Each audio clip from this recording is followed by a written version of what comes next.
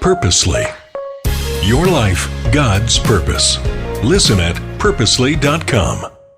This is the most on fire, productive season of our life. And I think that God has designed it that way. We talked about crystallized wisdom that we've got. We've talked about the fact that we don't have 4 little kids, running around. They're all off our payroll. And so, for those, who are moms that are deep into the weeds with raising kids, it's a great, wonderful season. But there is life on the other end of it. There really is. And it's bringing that crystallized wisdom to the sake of your family and for the sake of your calling.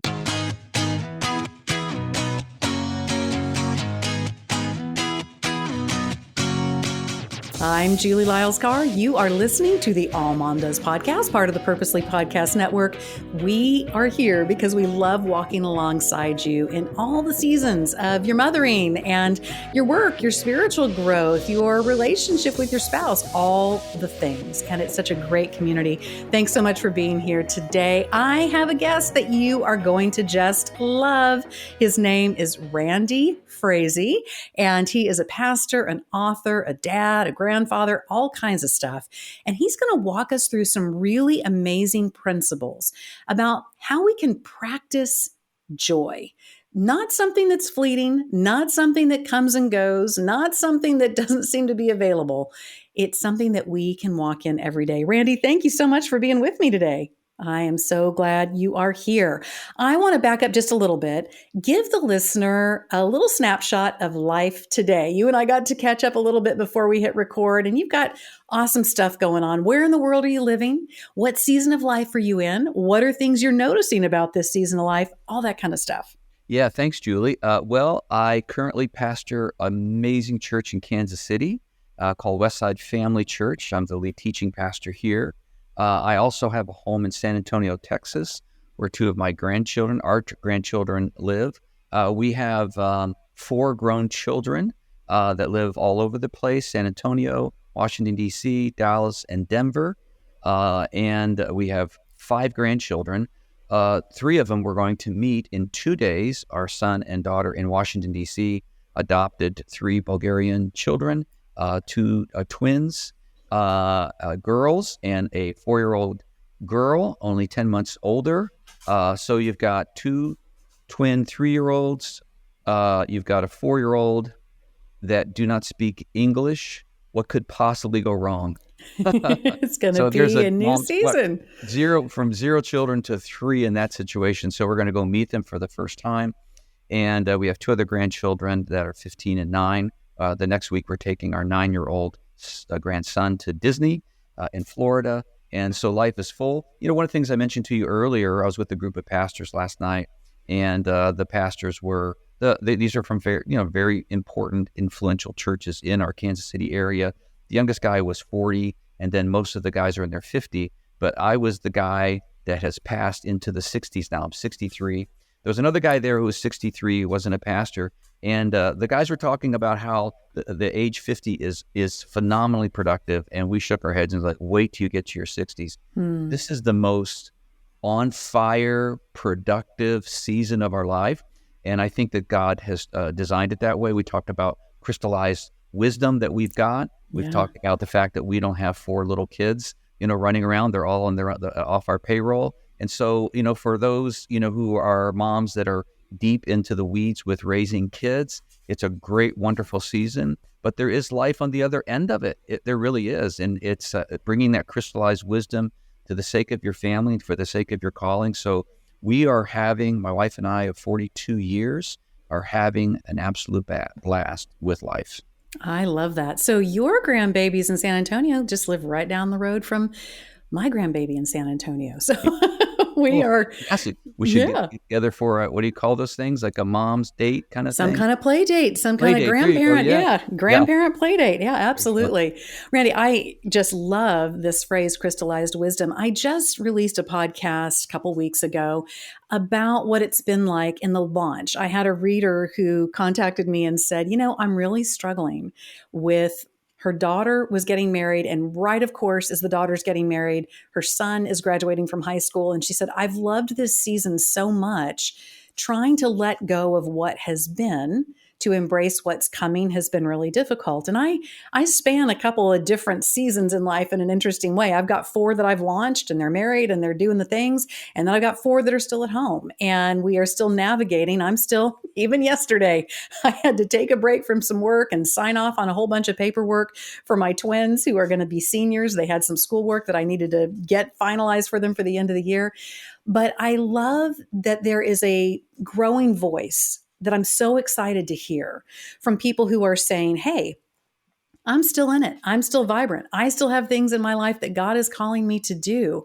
And my hope, Randy, is that we are invited still into the conversation, not just that it's younger voices and people in younger seasons of life, but that we really can become a better example of what Jesus envisioned the church to be, which was this multi-generational collection of people all coming around each other, being in community together, the fresh ideas from people who are younger and innovating and trying new things, all the way up to what you've introduced me to, crystallized wisdom, the things that you and I now know from having parented all these years, run careers, been part of ministry for a long time.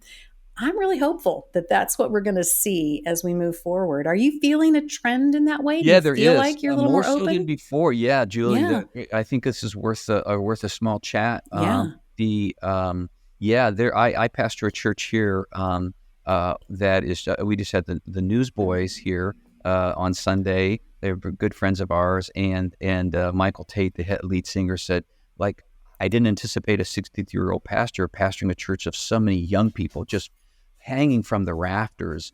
And what we're seeing today is the younger generation is really leaning into the wisdom of the sage, if the sage is mature enough to handle it, and knows how to navigate it. And I think it's really important with parenting. So I was mentored to be prepared as a father of 4 for Roseanne and I to become patriarchs and matriarchs, almost like Abraham and Sarah, building into a great nation. So we have a little small nation that we're building, and the role of post our kids, we have a very important role in their life. It's not as exhausting, but it requires the crystallized wisdom of knowing when to speak into their lives and when not to.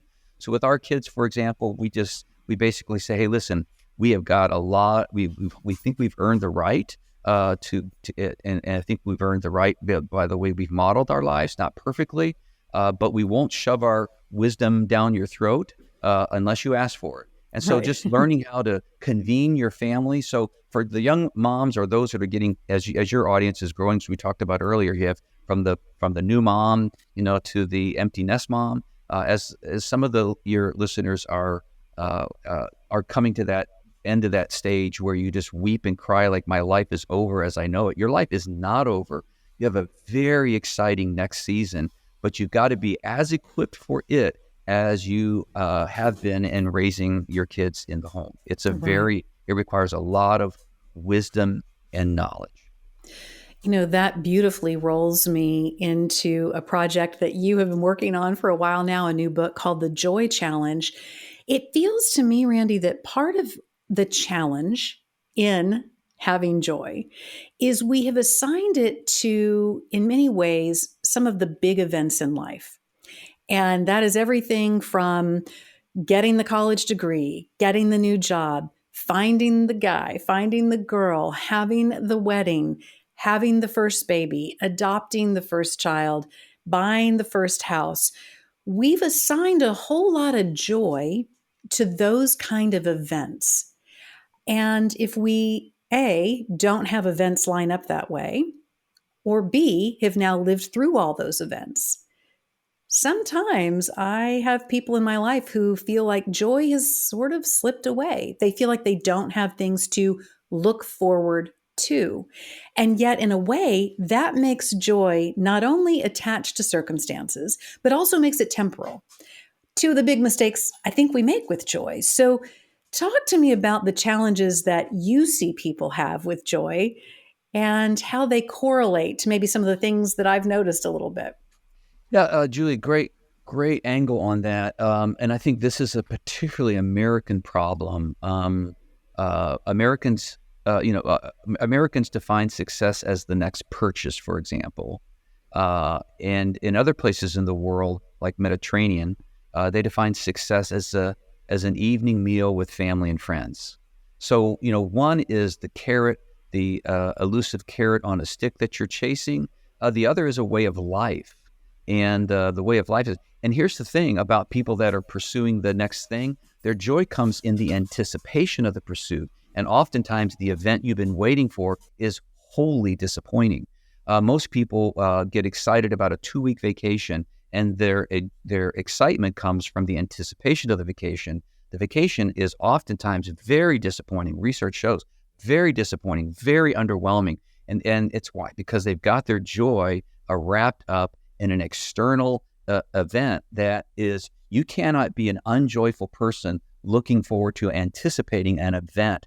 Joy is a way of life that is completely different. And so this is new news to a lot of people, and that's part of the reason that I wanted to write this book. That anticipation component that you just highlighted, wow. I see that a lot in myself, Randy, this place of getting ready for the holidays, and I can envision all kinds of Willy Wonka, Seussical kinds of things, and I want it to go this particular way, and it's going to be this. And honestly, we can have a great holiday, but the anticipation of building up to that, if there's a speaking event I've been really excited about, and all of the planning and the travel for that and on, and then it's over and boom, that drop that comes. Talk to me about the brain chemistry of this anticipation. What happens to us? Because there's a science to joy that you talk about, that it is something spiritual for us, of course, but there are also, because we were created by God to be these somatic creatures, we experience it, not just soul and mind, we experience it physically. What is it in these climbs and these drops that messes with our definition of what joy is supposed to be? Yeah, that's really good. If I can back up a bit and talk about what's happening with the new brain research. So, the book that I wrote comes out of this ancient letter that Paul wrote called Philippians. Some of your listeners and watchers are familiar with the book. This is an introduction to, it's this ancient letter that is being written by a guy that is in prison. He's under house arrest, tied to a smelly Roman guard 24/7. And yet scholars refer to his letter, just 1,629 words, as the treatise on joy. And this should cause everyone to go like, what? The guy that's got horrible circumstances doesn't even know if he's going to get out. As a matter of fact, about 6 years later, he will be back in prison and will not get out. He'll be, historians tell us, beheaded. And so he knew that he was on a short leash. And yet he writes the treatise on joy. Of all the 66 books in the Bible, this is the one you go to find out how to have joy. Well, about 5 years ago, I came across a podcast or an article on neuroscience and brain research. And they just started doing brain scans in the last 10, 15 years. So we're now learning brand new things about the brain that we never knew. And it's turning old school psychology, Freudian type thoughts up on its head. And there's all kinds of brand new discoveries. And the discoveries is that what this ancient letter was recommending to us is in fact totally dialed in to how God wired our brain. And so there's just an enormous amount of things. So one of the things that we have to be careful with in answer to your specific question is that when something we like to live off of an adrenaline rush.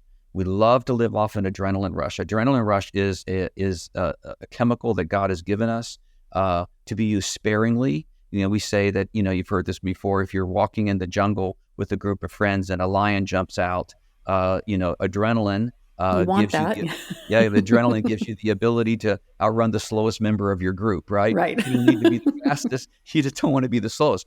Well, God's given us that. So when something comes into our brain, God's made the circuits of our brain so that the very first place it'll go, if you do not take charge of your brain, it's going to go to the amygdala, the fear system of your brain, which animals have too. It goes to the fear structure. And so what happens is then it's like, okay, we've got something fearful here.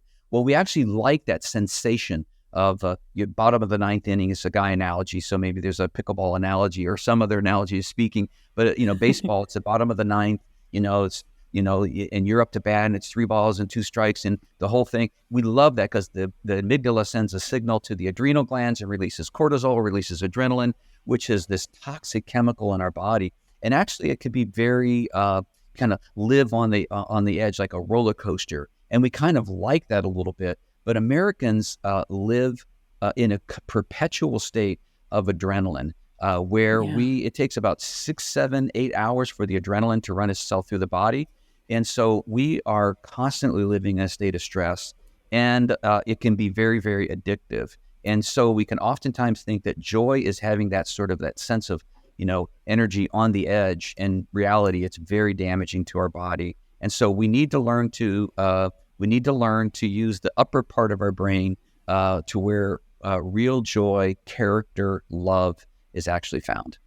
Randy, I was recently listening to someone also break down the difference between what we might as Americans call pleasure versus joy. And they were speaking in a similar way to what you're saying, in that dopamine is another brain chemical we have, that things that we gain pleasure from, we are often dopamine seeking. We may feel like, I used to chase adrenaline with the career. I used to do those kinds of things, but I learned to calm down. I learned to take care of myself.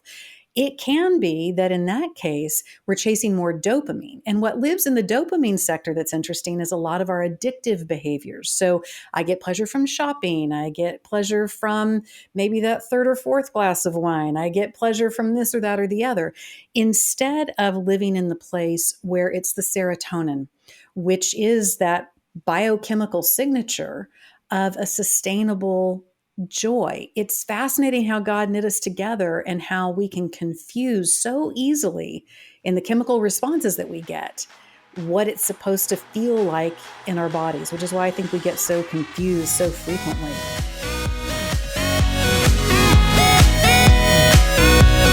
It's probably one of the number one questions I get being a mom of 8 kids. And that question is, what on earth are y'all doing about college?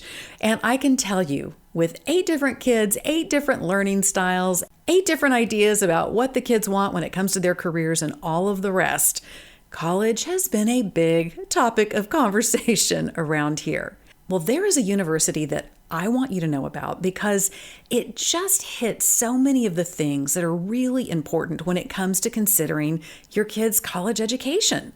George Fox University, it's the #1 private school in Oregon. It's a Christian university. It's located in the heart of the Pacific Northwest. And what's so great is, in addition to a top-notch education, students have the opportunity to grow and deepen their faith, and they can learn in this really pivotal time in their lives who God made them to be. I mean, let's face it. We need more people coming out of our universities who know how to be leaders and how to be leaders with character. And George Fox University offers more than 60 academic majors. And that includes a nationally recognized engineering program, a nursing program. It allows your student to pursue their passions and prepare for the calling that God has for them. And let's not forget about fun when it comes to college. George Fox University students have a great student life. There are weekly campus events, there's chapel, there's service opportunities. There are 23 NCAA Division III athletic teams. Here's something that is important to me. There's a study abroad opportunity. So if your student wants to go and experience life somewhere else for a semester, they can do that. There's outdoor recreation because, of course, we're talking about Oregon, so gorgeous. George Fox University could be just the perfect fit for your student as you are looking into college, career, and all that goes beyond. George Fox University, where your student will learn and thrive in the center of it all.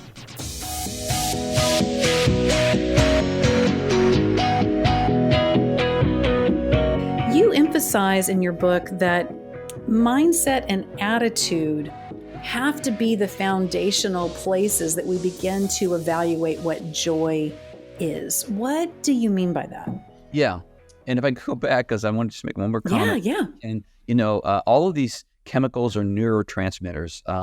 that we have, like cortisol and adrenaline and dopamine, oxytocin, serotonin, melatonin, all these chemicals, neurotransmitters that God has wired in our brain are all serving a very good purpose. Adrenaline, cortisol is very, very important. We need it all. Yeah. A right dose of cortisol gives you that sense of what's called eustress, which is a kind of stress that is actually good for you because it signals that I have purpose and I need to. So if someone says I'm feeling anxious because I'm getting ready to speak, that could be a really good stuff, great motivating stuff. It's when we as human beings, and particularly Americans, take this overboard in every single one. Dopamine is an amazing thing, but when it's taken to the extreme, it becomes an addiction. Really a problem with a lot of moms who have little boys with the video games. The dopamine, that whole thing has been set up to create a deal of, winning the next level, buying the next thing is a really big deal. But you have to live a life where you understand all this for example, for the serotonin and melatonin to be in right balance. And serotonin is a great deal that will give you an amazing release of just genuine joy. It's the feeling of joy. But getting to the very root of this is that joy ultimately is not a feeling. It is a state of mind. It is an inner contentment, and it's a purpose. Now, when everything's lined up, the feeling of joy or the feeling of peace, which is the cousin of joy, is going to come about. But you got to be careful and not pursue the feeling of joy or the feeling of peace, but rather go after the way of life that gives you the mindset of joy, the mindset of peace. Then oftentimes, most of the time, the feeling of joy based upon how God has wired our bodies, if you're living in balance, will come with it. So you got to be really super careful. Now, it's interesting, in the book of Philippians, where I'm drawing my research from, the author, Paul, uses the word joy 16 times in the letter. That's signaling to us in our interpretation of the scriptures that this is the driving theme of the book. But he also uses the word mind or mindset another 16 times. And the connection between the two is that if you want to have joy, you have to have the right mindset. And it'd be helpful for people to know that that psychologists and neuroscientists see the brain and the mind as really two separate things. The brain is a 3-pound organ in your head that is made with tremendous complexities. And yet it's just that it's waiting for the mind to tell it what to do. And so you cannot just allow things to come into your mind without taking them captive, holding them hostage in a holding tank until you have evaluated what it is you want the mind to do. Otherwise, you're going to live a very crazy life. So a lot of people need to just take charge of the mindset they have if they ever want to have a consistent lifestyle of joy. Randy, I think for a lot of us who are writers, who are speakers, we often write and speak on the things that we ourselves have struggled with, the things that we have been in a deep search for, the things that God shows us as we walk through that journey. What has been your personal experience with joy? Is it something that you have grappled, searched for, has felt elusive? What was sort of the driver in going into digging deeper into this topic? Oh, thanks for exposing the neuroticism of authors and speakers. I'm there with you, brother. I'm there with you. This is my 17th kind of original book concept. How they develop calendars and devotionals out of them. And I have yet to write a book that hasn't first come out of a deep part of my pain. So I wrote a book years ago called Making Room for Life that came out of a serious bout of insomnia. The Joy Challenge book, for me, for the most part, I am a Enneagram 3 achiever type. I am a sanguine temperament, and most people would say that I have lived pretty consistently at a high RPM joy happiness level. Some of that is a little fake because extroverted people can give the appearance of having a lot of things going on, but there's a lot of trouble underneath. But for the most part, about 7 years ago, before this book came out. I was under contract to write the book, but it was my third in a 3-book contract. But I experienced a bout of betrayal. It was pretty serious. And normally, I mean, as a pastor, I mean, criticism is just a part of the game. Part of the deal, yeah. You just let it like water off a duck's back, they say. And I got pretty good at handling it. But because of the nature of who this betrayal was coming from and the severity of it, I was not careful. And I went down to the basement of my brain where fear resides. And I was trying to fix the problem in my own strength with the tools that I had, even though I have this supposedly crystallized wisdom, but I wasn't careful. And I got down into the basement of my brain where the amygdala is at. And then I realized, oh, this is trouble. I need to go back up stairs. Mm-hmm. But what happens if you stay in the basement of your brain too long, the door will shut and you can't get back up. And I had to end up going to a counselor, a psychologist, a psychiatrist, and my family doctor to really work this thing through.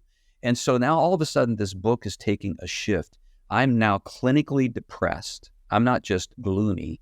I am clinically depressed. I am not coming out of this without some serious community, with some medications and some better tools.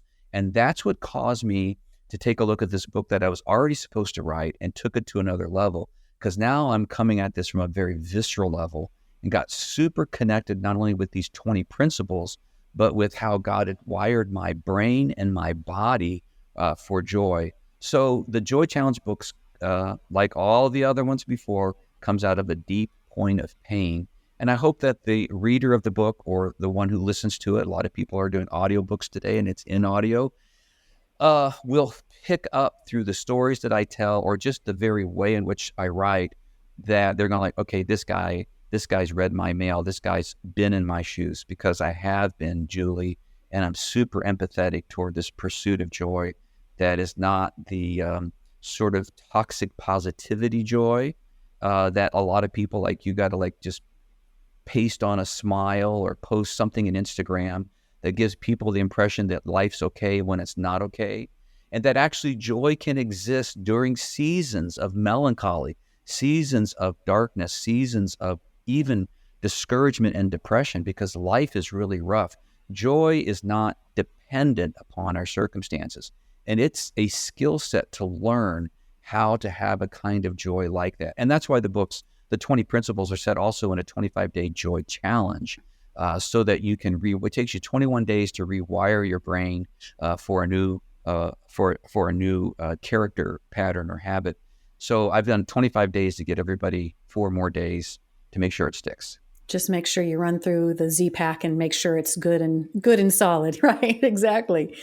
This idea of being in the basement of the brain, immediately what comes to mind for me, Randy, is the movie Inception. As they would move through the dreams and what was in the lower levels, those places that were the darkest, those places where the memories that were the toughest tended to reside. That's what I was thinking of as you were describing that. And such a profound image, the way you describe it. I thank you for that, because we often don't think of our brains that way and how we are moving through our thoughts, where those thoughts are being taken captive, as we're advised to do in Scripture. It just brings that to life in such a unique way. You explained for us why it's a 25-day challenge, which I love, because it is seated in neuroplasticity, in the way that we rewire things. How do you walk the reader through what needs to happen to achieve, if you will, that joy mindset? Often I feel we're told that, hey, joy is not the same thing as happiness, or joy is the same thing as happiness, or this or that or the other. You've just got to decide to focus on that. But it feels to me that you're taking on more of the fuller profile of what joy is, the connection that it has to our entire beings and the way that God created us. So how does that progression build through that 25-day experience? So great question. I appreciate you asking. I titled it the Joy Challenge because, one, joy is a challenge, but I also am offering it up as a challenge to overcome the challenge. And so it's broken up into 4 sections. Joy despite my circumstances, joy despite other people, joy despite my past, and a joy that defeats worry. Under each of the 4 categories, there's 5 principles that we're inviting you to practice. So if you take on the joy challenge, what you need to do is commit. You read the first chapter or listen to it, and then you take the joy challenge. Ideally, you take it with somebody else. You bring someone else along with you. I know your listeners or readers know that if you add community to the challenge, your chances of success go up upwards to 40%. Yeah. Bring someone else along with you. Bring a girlfriend along with you into this journey. And every day you're going to be asked to do 4 things for 25 days, consecutive days, because it needs to be that. So you need to, number 1, you need to read or listen to that particular principle for the day. So chapter 1 is going to be on recalling happy memories. Number 2, you're going to be asked to do something that day. In this particular case, you're going to be asked to do a thing that psychologists call joy conditioning, and to make a gratitude visit. So you're going to be asked to do it. It's very doable in a day. 3, you're going to be asked to memorize 4 scriptures out of the particular book of Philippians. They're pretty easy, but when you rehearse these 4 key landmark passages, it's going to renew your mind. And when in the Bible, it doesn't say that you renewed your mind. It's you're constantly renewing it. And then finally, you are invited to carry along a joy cube. So with the Joy Challenge book, there's a free downloadable journal to go along with the Joy Challenge, so you can mark that journey up. And there's also a little a cube that you get. You have to put it together, and you're invited to carry that cube with you that has all 20 principles on it for 25 days. 2 things are going to happen. Number 1, you're going to review the principles, but you're likely going to run into somebody at the grocery store, at the bank, at the office, who's going to say, "What the heck are you carrying around this cube for?" And you're going to then be invited to share with them your story, the journey you're on.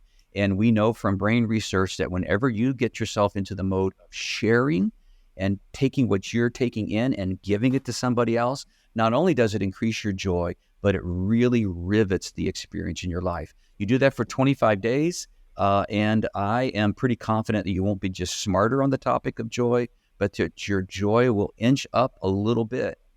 And so I've just finished having some issues with my shoulder and my neck, and I thought I was going on for surgery for sure.